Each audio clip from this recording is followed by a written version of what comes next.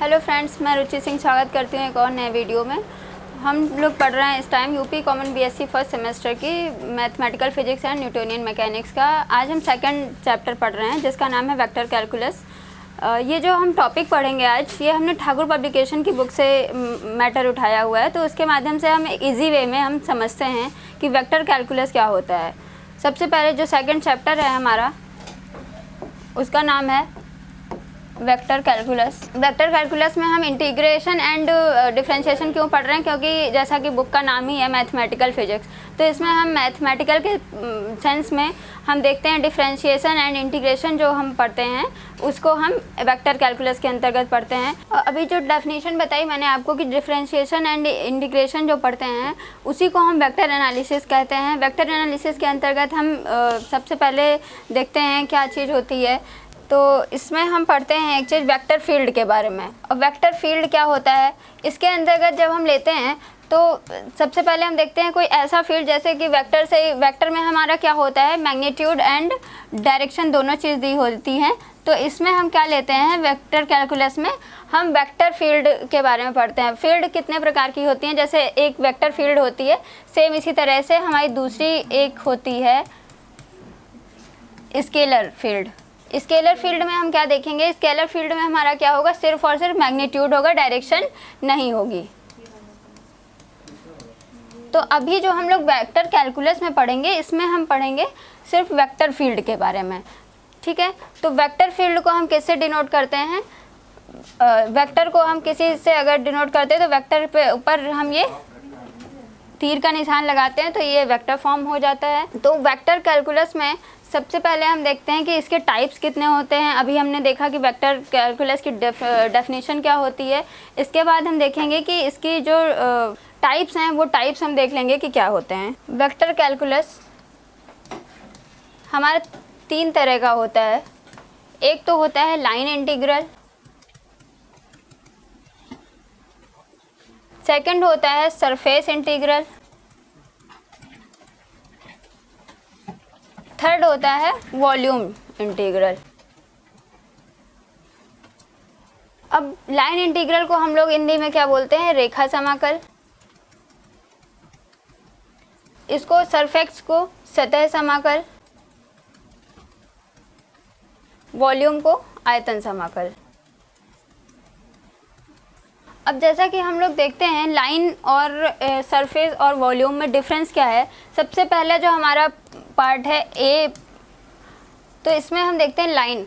Line क्या होती है, लाइन में हमारी क्या दी होती है, सिर्फ और सिर्फ लेंथ दी हुई होती है। जैसा कि हम लोग बचपन से पढ़ते आ रहे हैं, लाइन में हमारी सिर्फ और सिर्फ लेंथ दी हुई होती है।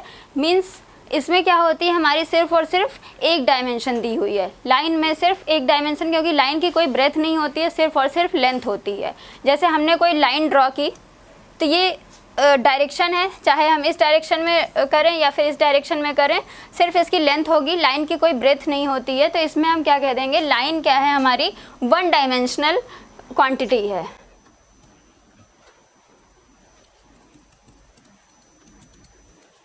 अब सेकंड देख लेते हैं सरफेस इंटीग्रल क्या होता है।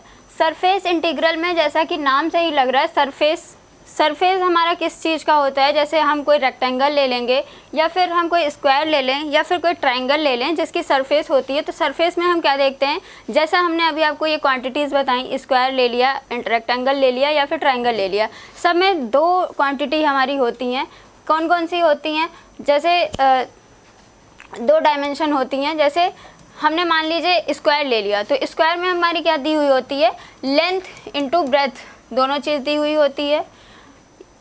या फिर हम रेक्टेंगल लें या फिर स्क्वायर लें। अब हम थर्ड जो मैंने आपको एग्जांपल बताया था कि ट्रायंगल में हम क्या देखेंगे कि इसमें भी दो डायमेंशन होती हैं। कैसे होती हैं, ये एक हमने ट्रायंगल को ड्रॉ किया, इसमें हमारा बेस का दिया हुआ होता है या फिर इसकी हाइट दी हुई होती है। तो कहीं ना कहीं इसमें भी हमारी दो डायमेंशन दी हुई हैं, ठीक। तो हमने क्या देखा, अभी फर्स्ट में हमारी क्या दी है, वन डायमेंशन दी हुई है। सेकंड में क्या दी हुई है, हमारी टू डायमेंशन दी हुई हैं। थर्ड में हम क्या देखते हैं, वॉल्यूम। वॉल्यूम में हम देख रहे हैं वॉल्यूम जैसा हमने पहले भी आपको बताया है कि वॉल्यूम जो फर्स्ट वीडियोस इसके हैं फर्स्ट चैप्टर में, तो उसमें हमने वॉल्यूम बताया था आपको कि स्केलर क्वांटिटी है। वॉल्यूम कैसी है? क्वांटिटी हमारी स्केलर क्वांटिटी है। वॉल्यूम में जब वॉल्यूम दिया हुआ होता है तो उसमें हमारी क्या कितनी डायमेंशन दी हुई होती हैं? हमेशा 3 डायमेंशन दी हुई होती हैं, LBH, ठीक। इसमें 3 डायमेंशन दी हुई होती हैं वॉल्यूम इंटीग्रल में। तो ये जो 3 टाइप्स हैं हमारे, इसमें हमने देखा कि ये जो यहाँ पे फर्स्ट में हमारी 1 डायमेंशन दी हुई है, सेकंड में सरफेस इंटीग्रल, जैसा अभी मैंने आपको डिफरेंस बताया था लाइन एंड सरफेस में डिफरेंस क्या है, उसके अकॉर्डिंग मैंने देखा कि जो लाइन सरफेस इंटीग्रल या फिर सतह समाकल है, इसमें हमारी कितनी डायमेंशन दी हुई हैं? 2 डायमेंशन दी हुई हैं। एंड वॉल्यूम इंटीग्रल में आयतन किसी चीज़ का जब हम निकालते हैं तो उसमें हमारी 3 डायमेंशन दी हुई होती हैं। तो इससे अब सबसे पहले हम देख लेते हैं कि जब हम लोग इंटीग्रल करते हैं तो उसका जो एक सिंबल होता है, सिंबल क्या होता है? जब मान लीजिए कोई हमारा ए वेक्टर दिया हुआ है या फिर कोई स्केलर दिया हुआ है, तो इसका मान लीजिए हमें लाइन इंटीग्रल करना है, तो इसमें हम क्या लगाएंगे? 1 डायमेंशन है तो सबसे पहले एक ऐसा मार्क लगाते हैं। ये हमारा सिंबल किसका होता है? इंटीग्रल का सिंबल होता है। अभी यहाँ पे क्या दिया हुआ है? सेकंड में क्या दिया हुआ है? Surface integral. जैसा मैंने आपको बताया था कि इसमें 2 डायमेंशन दी हुई होती हैं, तो इसमें हम यहाँ पे 2 सिंबल ऐसे लगा देंगे। तो ये हमारा जब ऐसा सिंबल लगा हुआ होगा और किसी चीज़ का हम इंटीग्रल निकालेंगे तो वो किस फॉर्म में होगा? हम कहेंगे कि सरफेस इंटीग्रल है वो, ठीक, क्योंकि हमारी 2 डायमेंशन दी हुई हैं। अब थर्ड में क्या है? Volume integral. वॉल्यूम इंटीग्रल में मैंने आपको यहाँ पे बताया कि 3 डायमेंशंस दी हुई हैं, इसी से यहाँ पे इसका सिंबल डिनोट होता है 3 डायमेंशन से ही। यहाँ पे हम 3 बार ऐसे ये सिंबल बनाएंगे तो हमारा क्या हो जाएगा? ये वॉल्यूम इंटीग्रल का सिंबल हो जाएगा, ये सरफेस इंटीग्रल का, ये लाइन इंटीग्रल का, ठीक। अब हम सबकी एक एक करके डेफिनीशन देख लेते हैं। अभी मैंने आपको क्या बताया कि कैसे हम इसको डिनोट करते हैं, ठीक। अब हम जब डेफिनीशन देखेंगे, ये मैंने आपको सिर्फ और सिर्फ अभी सिंबल के बारे में बताया है कि हम इसको डिनोट कैसे करेंगे तीनों को। अभी हम जब एक एक करके डेफिनीशन इसकी देखेंगे फिर देखते हैं कि आगे हम इसको सॉल्व कैसे करते हैं। अब हम अपना फर्स्ट टाइप जो देख लेते हैं वेक्टर इंटीग्रेशन का। सबसे पहले जो हमने देखा था अभी फर्स्ट, इसका क्या है? फर्स्ट पार्ट में हम देख लेंगे लाइन इंटीग्रल। लाइन इंटीग्रल की हम लोग डेफिनेशन देख लेते हैं क्या होती है। लाइन इंटीग्रल में हम क्या करते हैं, जब कहते हैं हम किसी पॉइंट फंक्शन जो दिया होता है, पॉइंट फंक्शन का integral when the integral of point function is along a curve, then the integral called line integral. और ये डेफिनेशन मैंने लिखी, when the integral of point function is along a curve then the integral called line integral. अब हम सबसे पहले देख लेते हैं, इसका मतलब समझते हैं क्या है कि जब हम किसी पॉइंट फंक्शन का इंटीग्रल एक कर्व के साथ करते हैं तो वो क्या कहलाता है? हमारा जो इंटीग्रल की वैल्यू निकलती है वो क्या होता है? हमारा लाइन इंटीग्रल होता है। अब सबसे पहले हम देख लेते हैं हमारा पॉइंट फंक्शन क्या होता है। पॉइंट फंक्शन क्या है?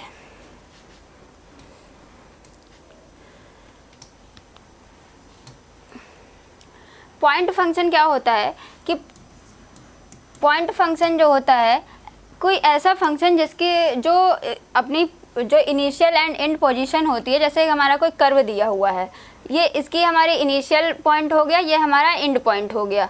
कोई कर्व दिया हुआ है, उसकी इनिशियल एंड वो जब इनिशियल एंड एंड पॉइंट पे जब डिपेंड करता है तो हमारा फंक्शन कैसा कहलाता है?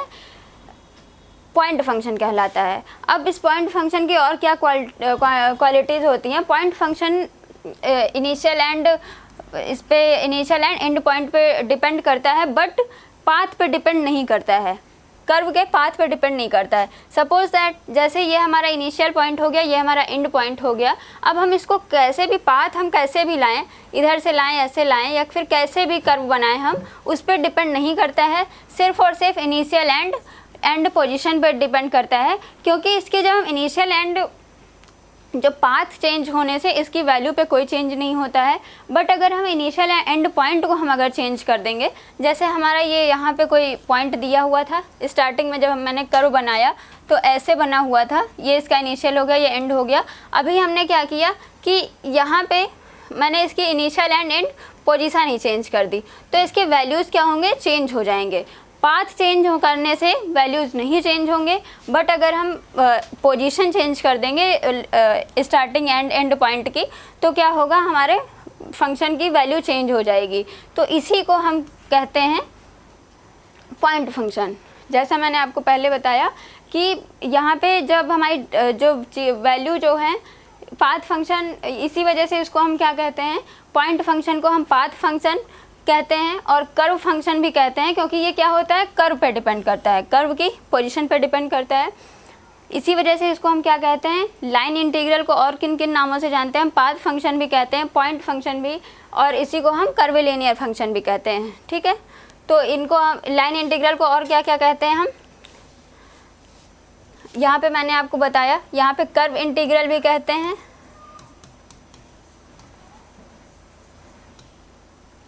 और कर्विलिनियर भी कहते हैं इंटीग्रल, और इसको पाथ इंटीग्रल भी कहते हैं। इन तीनों का मीन पता हो गया होगा आप लोगों को कि किस वजह से हम इसको कर्व इंटीग्रल या कर्विलिनियर इंटीग्रल या फिर पाथ इंटीग्रल कहते हैं, क्योंकि ये क्या होता है, एक कर्व जो कर्व के साथ होता है, और कर्व में क्या होता है, हमारा पाथ भी होता है और ये मतलब कर्विलिनियर होता है, इस वजह से हम इसको कर्विलिनियर इंटीग्रल भी कहते हैं। तो मैंने आपको लाइन इंटीग्रल की डेफिनेशन बताई क्या होती है।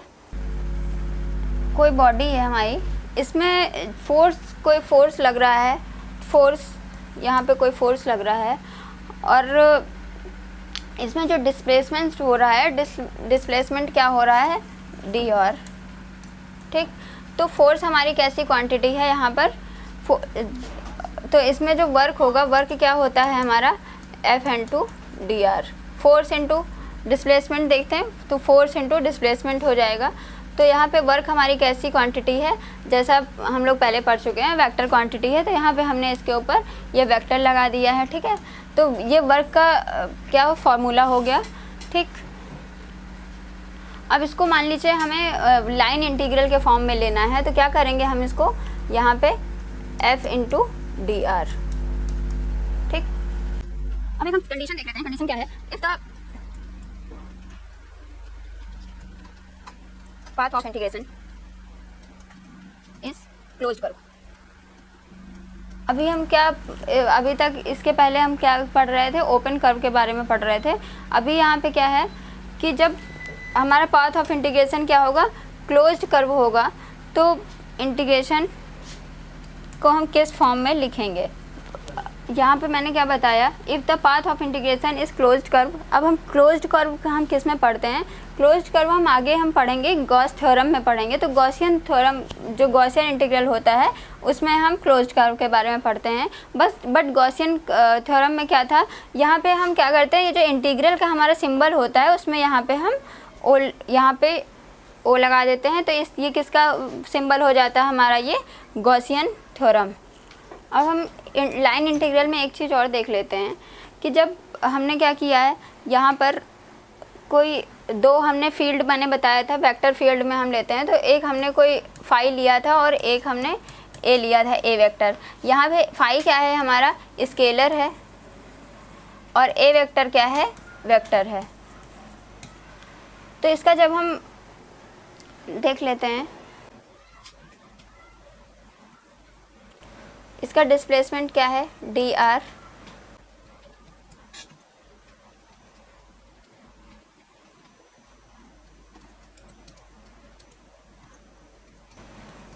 यहाँ पे क्या लिया था, ए क्या है, वेक्टर है। वेक्टर में हम सबसे पहले मैंने क्या पढ़ा है कि वेक्टर में दो तरह का मल्टीप्लिकेशन होता है, डॉट प्रोडक्ट और क्रॉस प्रोडक्ट। तो एक बार हमने ये डॉट प्रोडक्ट करवा के देखा, यहाँ पे अब क्या करेंगे, क्रॉस प्रोडक्ट करवाएंगे। अब हम इससे हम सबकी निकालेंगे कि इनकी क्वांटिटी क्या हमें निकलेगी।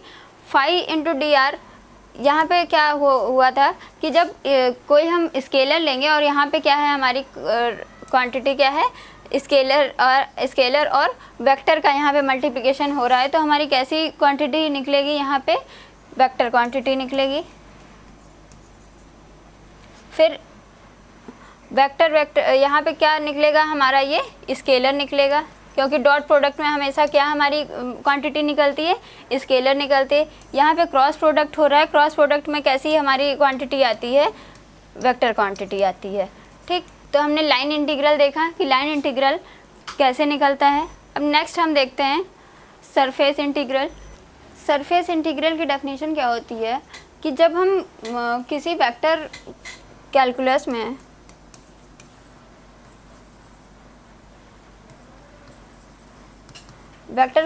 अभी हमने लाइन इंटीग्रल पढ़ा है। लाइन इंटीग्रल का जब हम डबल इंटीग्रल करते हैं, जैसे मैंने आपको पहले ही बताया था कि इसमें 2 डायमेंशन होती हैं, इस वजह से हम क्या करते हैं, इसको हम डबल टाइम इंटीग्रल करते हैं। जब डबल इंटीग्रल करते हैं तो इससे जो हमारी वैल्यू निकल के आती है वो क्या होती है, सरफेस इंटीग्रल होती है।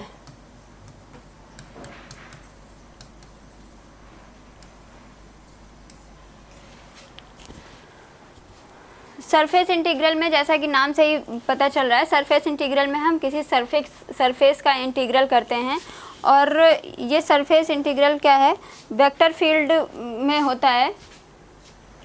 तो इसके लिए हम सबसे पहले कोई बॉडी ले लेते हैं, जैसे मैंने आपको लाइन इंटीग्रल में एक एग्जांपल के थ्रू समझाया था। कोई बॉडी ले लेते हैं, इसमें क्या है हमारा, यहाँ पे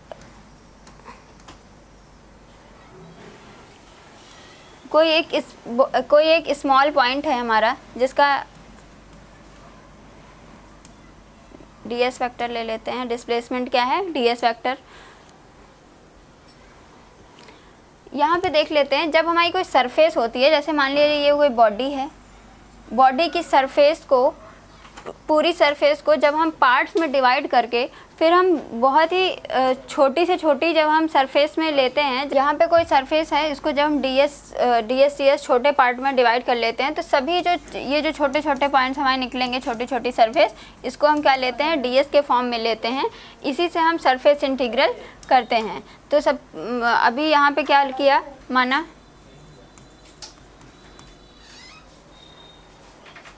let phi is a scalar field and a vector is a vector field.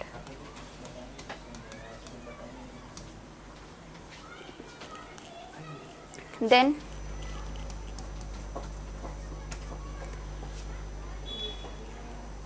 इसका हम निकालेंगे यहाँ पे सरफेस इंटीग्रल। सरफेस इंटीग्रल में हम सबसे पहले क्या देखते हैं, यहाँ पे हम करवा रहे हैं इसका इंटीग्रल।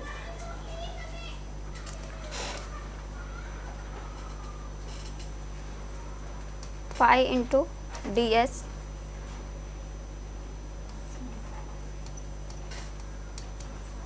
ए, यहाँ पे क्या है, वेक्टर है, तो वेक्टर का हमने डॉट प्रोडक्ट करवाया, फिर क्रॉस प्रोडक्ट करवाएंगे।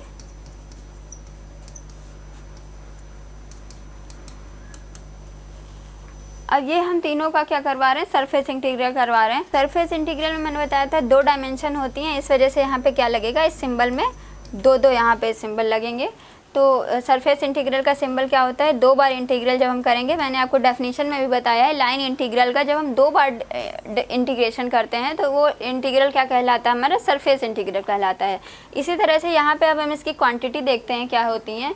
जब फाई हमारी क्या है, स्केलर क्वांटिटी है, एंड ds। अब यहाँ पे क्या है कि जब हम फाई और ds का जब हम करवा रहे हैं यहाँ पर मल्टीप्लिकेशन, तो इसका क्या हमारी क्वांटिटी निकलेगी। जब एक यहाँ पर वेक्टर है और एक स्केलर है, तो दोनों का जब मल्टीप्लिकेशन करवाते हैं तो इसका जो मल्टीप्लाई आता है वो क्या होता है, वेक्टर फॉर्म में होता है। फिर देन सेकंड वाला देखते हैं, हमारा क्या है, a इंटू ds। यहाँ पे दोनों क्या हैं, वेक्टर हैं, बट यहाँ पे क्या हो रहा है, डॉट प्रोडक्ट लग रहा है। डॉट प्रोडक्ट में हमारी कैसी क्वांटिटी मिलती है, हमारी स्केलर क्वांटिटी मिलती है। यहाँ पर अब यहाँ पर क्या है, दोनों ही हैं, यहाँ पर सेम इसके वेक्टर क्वांटिटी ही है, बट यहाँ पे जब हम क्रॉस प्रोडक्ट करवा रहे हैं, क्रॉस प्रोडक्ट में हमारी जो क्वांटिटी मिलती है वो हमारी कैसी क्वांटिटी मिलती है, वेक्टर क्वांटिटी मिलती है। तो हमने अभी क्या line and integral line and surface integral में अभी यहाँ पर हमने डिफरेंस देखा। थर्ड क्या है, वॉल्यूम इंटीग्रल। तो वॉल्यूम इंटीग्रल में हम ये भी उसकी सरफेस इंटीग्रल की तरह होता है। अब इसमें क्या करते हैं, हम कोई बॉडी ले लेते हैं, इसमें भी वही छोटी छोटी हम संरचनाओं में इसको जब हम डिवाइड करते हैं, इससे छोटे छोटे जब एलिमेंट्स में हम इसको डिवाइड करते हैं, तो जो ये हमारे छोटे छोटे ये जो वॉल्यूम निकलते हैं यहाँ से, ये सभी पार्ट्स, तो इनको हम किससे डिनोट करते हैं, dv। ठीक, क्योंकि ये क्या है, यहाँ पे dv हम क्यों ले रहे हैं, क्योंकि ये बहुत ही छोटे छोटे अति सूक्ष्म स्मॉल पॉइंट कह सकते हैं, स्मॉल एलिमेंट कह सकते हैं। तो इसमें जब हम इसका जब हम वैसे ही एक हमने ले लिया, ये क्या हो गई हमारी स्केलर फील्ड।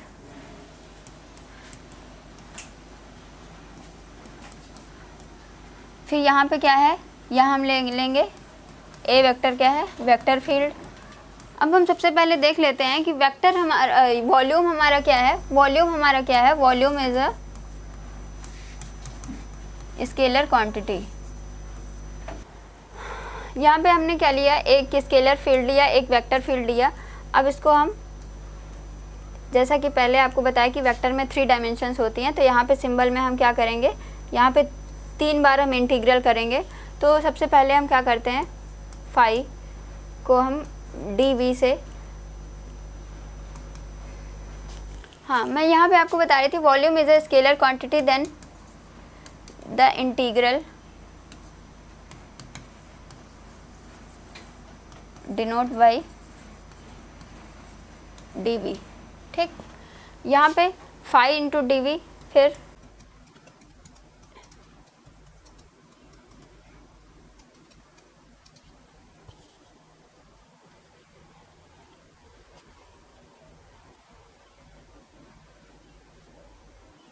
आई हमारी क्या है, स्केलर फील्ड है। यहाँ पे जब हम स्केलर और स्केलर का मल्टीप्लाई करवा रहे हैं, क्योंकि dv भी क्या है, स्केलर है, जब हम स्केलर और स्केलर का करवा रहे हैं, तो यहाँ पे हमारी कैसी क्वांटिटी निकलेगी, स्केलर क्वांटिटी। फिर यहाँ पे हम a और dv, और फिर यहाँ पे हम सब देख लेते हैं dv क्या है, हमारी स्केलर है, तो स्केलर में हम क्रॉस प्रोडक्ट करवाते ही नहीं, तो यहाँ पे इसी वजह से सिर्फ और सिर्फ डॉट प्रोडक्ट करवाया है। तो यहाँ पे जब हम एक स्केलर है हमारी क्वांटिटी और एक वेक्टर है, तो इसका जो मल्टीप्लाई आएगा वो कैसा आएगा, वेक्टर क्वांटिटी आएगा।